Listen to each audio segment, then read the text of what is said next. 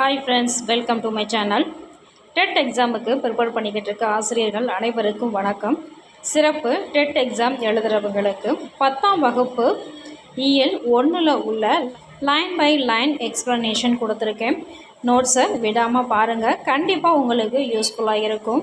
வாங்க வீடியோக்குள்ளே போகலாம். நம்ம சேனலை முதல் முறையாக பார்க்குற ஆசிரியர்களாக இருந்தால் சப்ஸ்கிரைப் பண்ணிக்கோங்க. கூடவே பெல் ஐக்கானையும் கிளிக் பண்ணிக்கோங்க. லைக் பண்ணுங்கள், ஷேர் பண்ணுங்கள், சப்ஸ்கிரைப் பண்ண மறந்துடாதீங்க. ஃபஸ்ட்டு, அன்னை மொழியே நூலின் ஆசிரியர் பாவலர் ஏறு பெருஞ்சித்திரனார். அன்னை மொழியே நூலின் ஆசிரியர் பாவலர் ஏறு பெருஞ்சித்திரனார். பெருஞ்சித்திரனார் எந்த இதழின் வாயிலாக தமிழ் உணர்வை உலகெங்கும் பரப்பினார்? தென்மொழி, தமிழ்ச்சிட்டு ஆகிய 2 இதழ்களின் வாயிலாக தமிழ் உணர்வை மக்கள் மத்தியில் பரப்பியிருக்காரு. பெருஞ்சித்திரனாரின் இயற்பெயர் துரை ராசமாணிக்கம். துரை ராசமாணிக்கம். பெருஞ்சித்திரனார் எழுதிய நூல்கள்: உலகியல் 100, பாவிய கொத்து, நூற்றாசிரியம், கனிச்சாறு, என் சுவை என்பது, மகபுகுவஞ்சி, பள்ளிப்பறவைகள், கனிச்சாறு, கொய்யாக்கனி. திருக்குறள் மெய்ப்பொருள் உரை தந்தவர் பெருஞ்சித்திரனார். திருக்குறள் மெய்ப்பொருளுரை தந்தவர் பெருஞ்சித்திரனார். பெருஞ்சித்திரனாரின் தமிழுக்கு கருவூலமாக திகழ்வது திருக்குறள் மெய்ப்பொருளுரை. இந்த மாதிரி கொஸ்டின்ஸை மாற்றி கேட்பாங்க. அதனால தான் நான் ஒரு கொஸ்டின்ஸை வச்சு 2-3 கொஸ்டின்ஸ் மேக் பண்ணி உங்களுக்கு கொடுத்துருக்கேன்.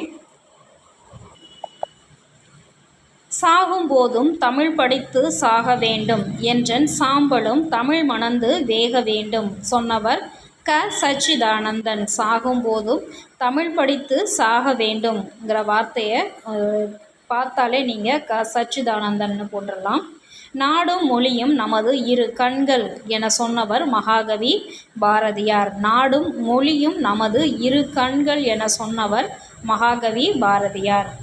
ஒரு நாட்டின் வளமும் சொற்களின் வளமும் மிகவும் தொடர்புடையன என்றவர் பாவனார். இலைகளை குறிக்கும் பெயர்: தாள், ஓலை, தோகை. நெல் வகை: செந்நெல், வெண்ணெல், கார்நல், சம்பா, மட்டை. செடிகளின் அடிகளின் பெயர்: நெல், கேழ்வரகு, தாள்னு சொல்லுவோம். நெல், கேழ்வரகு அடியை தாள்னு சொல்லுவோம். கீரை, வாழை அடிப்பகுதியை தண்டுன்னு சொல்லுவோம். கரும்பு களின்னு சொல்லுவோம். மூங்கில் களைன்னு சொல்லுவோம். புளி, வேம்பு போன்ற மரங்களை அடின்னு சொல்லுவோம். மரத்தடி அப்படின்னு சொல்லுவோம்ல. காய்ந்த தாள், தோகையை குறிப்பது சண்டு. காய்ந்த தாளையும் தோகையையும் குறிப்பது சண்டு. காய்ந்த இலையை குறிப்பது சருகு. பழத்தோல் வகை: மிக மெல்லியதாக இருந்தால் தொளி, திண்ணமாக இருந்தால் தோல், வன்மையாக இருந்தால் ஓடு. முழு சுரக்காயின் ஓட நம்ம குடுக்கை அப்படின்னு சொல்லுவோம். தேங்காயின் மேல் பகுதி மட்டை. இதெல்லாம் மேக்ஸிமம் நம்ம தெரிஞ்சிருக்கும். தெரியலைன்னா தெரிஞ்சுக்கோங்க. கண்டிப்பாக இதெல்லாம் 1 மார்க்கில் கேட்பாங்க. இலையின் பெயர்கள்: புளி, வேம்பு இலைன்னு சொல்லுவோம். புளிய இலை, வேப்ப இலைன்னு சொல்லுவோம். நெல், புல்ல தாள்னு சொல்லுவோம். சோளம், கரும்பு, தோகைன்னு சொல்லுவோம். தென்னை, பனை, ஓலைன்னு சொல்லுவோம். தானியங்கள் குறிக்கும் சொல்: நெல், புல், கரும்பு. இதை எப்படி சொல்லுவோம்? முதலிய தானியங்களை கூளம்னு சொல்லுவோம். அவரை, உளுந்த பயிருன்னு சொல்லுவோம். வேர்க்கடலை, கொண்டை கடலையை கடலைன்னு சொல்லுவோம். கத்தரி, மிளகாய், புளி, கஞ்சிர மரங்களை அதனுடைய விதைன்னு சொல்லுவோம். வேம்பு, ஆமணக்க, முத்துன்னு சொல்லுவோம். மா, பனை, கொட்டைன்னு சொல்லுவோம். தென்னை, தேங்காய்ன்னு சொல்லுவோம். அவரை, துவரையை முதிரைன்னு சொல்லுவோம். இளமை பயிர்களின் பெயர்: நெல், கத்திரி இதனுடைய இளநிலை நாற்றுன்னு சொல்லுவோம். மா, புளி, வாழை இளநிலை கன்று. தென்னையினுடைய இளநிலை பிள்ளை. பனையுடைய இளநிலை மடலி அல்லது வடலின்னு சொல்லுவோம். இது கண்டிப்பாக கேட்பாங்க. இது ரொம்ப முக்கியமானது. தமிழ் சொல் வளம் நூலை எழுதினது பாவனார். தமிழ் சொல் வளம்ங்கிற நூல் எதிலிருந்து எடுக்கப்பட்டதுனாக்க தமிழ் சொல்லாய்வு கட்டுரைகள் அப்படிங்கிறதுலேருந்து எடுக்கப்பட்டது. இது சொல்லாய்வு கட்டுரைகளை எழுதியது பாவனார். தமிழ் சொல் ஆராய்ச்சியின் உச்சம் தொட்டவர் பாவனார். தமிழ் சொல் ஆராய்ச்சியின் உச்சம் தொட்டவர் பாவனார். செந்தமிழ் அகரமுதலி திட்ட இயக்குனராக பணியாற்றியவர் பாவனார். உலக தமிழ் கழகத்தை நிறுவியவர் பாவனார். உலக தமிழ் கழகத்தின் தலைவராகவும் திகழ்ந்தவர் பாவனார். போர்ச்சுகீசிய நாட்டின் தலைநகர் லிசுபனில். கார்டிலா என்னும் நூல் முதலாக மொழிபெயர்க்கப்பட்டது தமிழ் மொழியில் எந்த ஆண்டு அப்படின்னு சொன்னீங்கன்னு பார்த்தீங்கன்னா 1554. கார்டிலாங்கிறது ஒரு ரோமன் வடிவில் அச்சடிக்கப்பட்ட மொழி. ரோமன் வடிவில் அச்சடிக்கப்பட்ட இந்த மொழி கார்டிலாங்கிற மொழியை தமிழில் அச்சடிச்சிருக்காங்க. உலகிலேயே ஒரு மொழிக்காக உலக மாநாடு நடத்திய முதல் நாடு மலேசியா. உலகிலேயே ஒரு மொழிக்காக உலக மாநாடு நடத்திய முதல் நாடு மலேசியா. அது என்ன மொழின்னு பார்த்தீங்கன்னா நம்ம தமிழ் மொழி தான். உலகிலேயே முதல் முறையாக உலக மாநாடு நடத்தியது எந்த மொழிக்காக?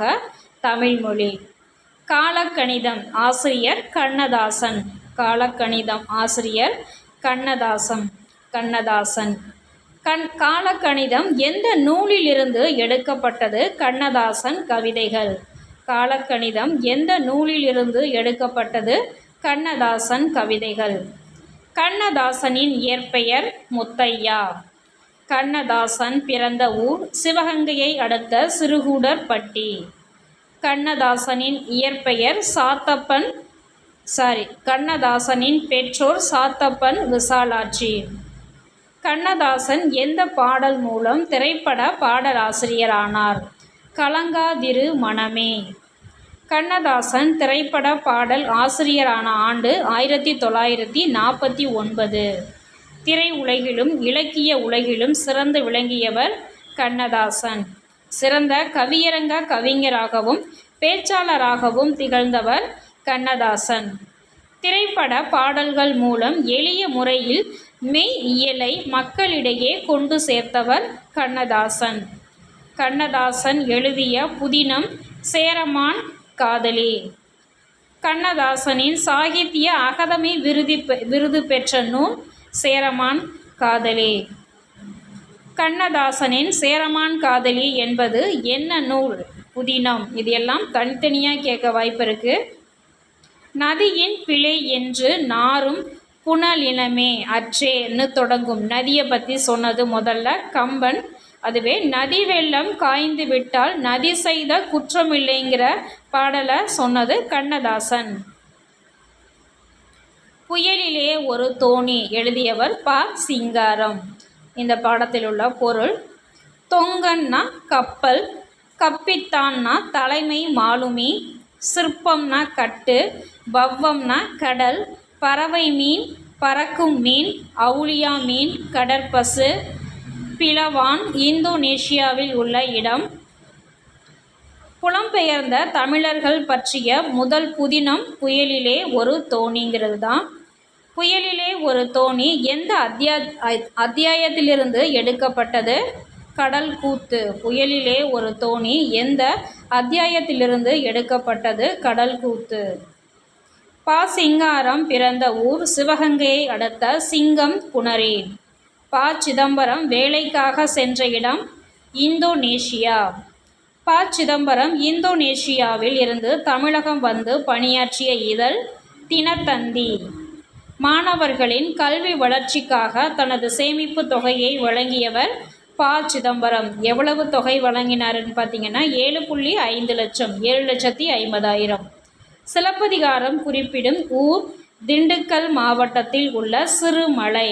சிலப்பதிகாரம் குறிப்பிடும் ஊர் திண்டுக்கல் மாவட்டத்தில் உள்ள சிறுமலை. வாழையும் கமுகும் தாழ்குலை தெங்கும் சொன்னது சிலப்பதிகாரம். வாழையும் கமுகும்னு ஆரம்பித்தாலே அது சிலப்பதிகார பாடல். காலக்கணிதம் கவிதையில் இடம்பெற்ற தொடர் இகழ்ந்தால் என் மனம் இறந்து விடாது. காலக்கணிதம் கவிதையில் இடம்பெற்ற தொடர் இகழ்ந்தால் என் மனம் இறந்து விடாது.